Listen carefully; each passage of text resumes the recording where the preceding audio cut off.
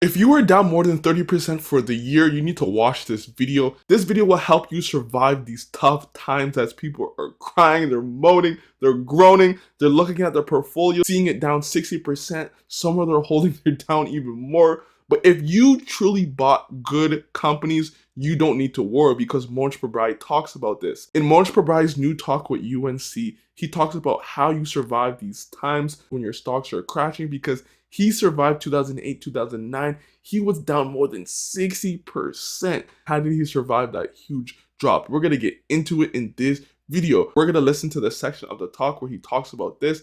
And I'm going to even give you my input in this because Chris Mayer has an amazing piece in his blog, the Woodlock House blog. He talks a lot about this and how you survive these troubling times. Let's get into the video. So one of my principles is that when you find yourself at the bottom of a deep well, you need to have a rope to get out. What I mean by that is that, so if I go back to 2008 and 09, so at that time, I think it was down like 65, 67% from the peak in 2007. Guys, if you were down 65%, how many of you guys would sell out of your stocks, man? Mohnish Pabrai didn't even sell out of his stocks when he was down that much. That just goes to show you that what he does is gonna work because you have to look at the fundamentals of your businesses. To the bottom in March 2009, we were probably down 2/3. And I used to be managing like 600 million in 2007, and I was managing less than 200 million in 2009. That's and crazy. Everything looked beat up, right? And so what I did, I think the rope I used at that time was I just created a spreadsheet which showed me what these businesses were worth and what the portfolio was worth. And the portfolio was actually worth more than 600 million. And so I didn't fixate on, the market value is so much and this and that, because again, we're not looking for the market to instruct us. We have other places to get instructed. So he had a list of all his companies and he just looked at the fundamentals of every single company. And this is the post that Chris Mayer has about this because Thomas Phelps in his 100 Bagger book talked about this. Here is a picture of Pfizer, the stock. And look at this right here.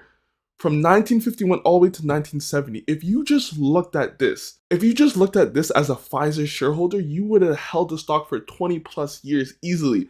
Look at the share earnings, 27 cents, 24, 30, 33, 33, 37, 47, 49, 50, 52. It's pretty steady going up. The dividends is going up, the return on equity is solid, book value has been going up. Everything has been going up year after year. Some years it stays the same, some years it goes up a little bit more. It's consistently up. So your job is just to hold the damn stock, but a lot of people can't. Because if you just looked at this chart, you wouldn't sell the stock.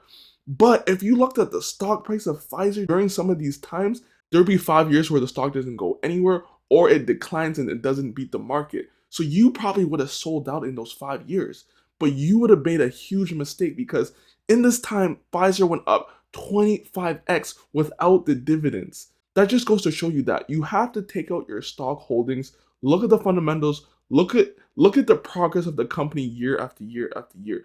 If it does a little slump a year, it's okay, but look at it over time to see if this company is worth it, especially if the company still has a strong moat. As you said. And I think from March 2009 to December 2009, the funds were up like 135%. And they kept going after that because we could see the businesses and we could see what it's worth. Even when we looked at this business in Turkey. So the intrinsic value was still worth more than his portfolio and it went up in the next 2 to 3 years. So be patient. At 20 million, I did all the due diligence. I couldn't come up with a valid reason. I asked myself whether the guys were crooks, whether everything was fraudulent, whether those places actually existed. I went and visited all the warehouses and I met the management and they looked like perfectly honest people to me. And so I couldn't find anything wrong with it. And so we're not going to use the stock price to instruct us. We're going to use fundamentals to instruct us. So that's it right there, guys. We're going to use the fundamentals to instruct us on if this business is good, if it has a strong moat, the management's still there. Do we understand the company, guys? So there you have it. Like and subscribe to my channel.